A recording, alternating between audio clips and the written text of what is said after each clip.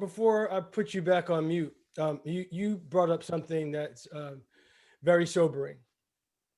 And it's a truth that when we hear law enforcement, we hear some law enforcement chiefs stand in front of the camera and say, look, uh, we've we've got some wrongs that we need to rectify, and they're extending a knowledge branch. But and I commend them for that. But very rarely do you hear any of those chiefs give specifics, like what did you do? You're saying you did wrong. What did you do? We want to hear you say what you did wrong.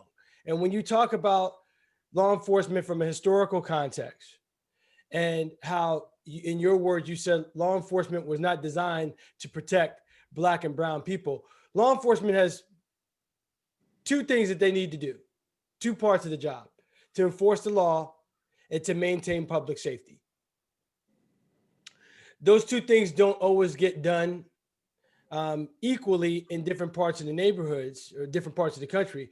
But I want to ask you, as an officer of color, and other officers of color that may be on this call, with that backdrop, why did you get into law enforcement?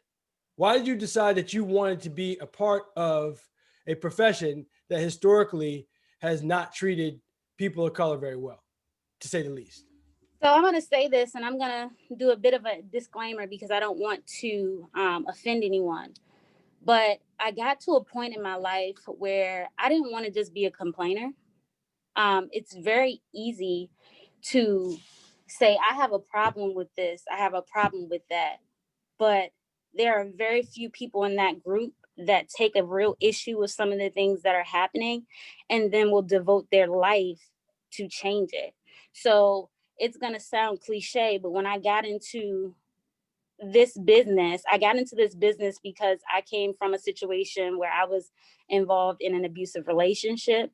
I came from a situation where I was around people who were not treated fairly by police.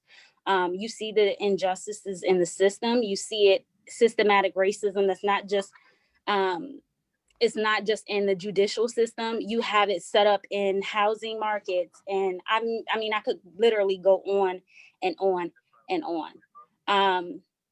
But I didn't want to go to school to be a lawyer. I actually went to school to be a dental hygienist. And before I took my final, I had a change of heart, and I'm spiritual. I prayed on it. And when I opened my eyes, I felt like law enforcement was the way I needed to go, and kind of followed that route on. So I wanted to be that person that is vocal about, I have a problem with this. But then I also wanted to take it a step further and actually be the boots on the ground to do that work. I have arrested people who hug me by the end of an encounter because I've treated them with respect.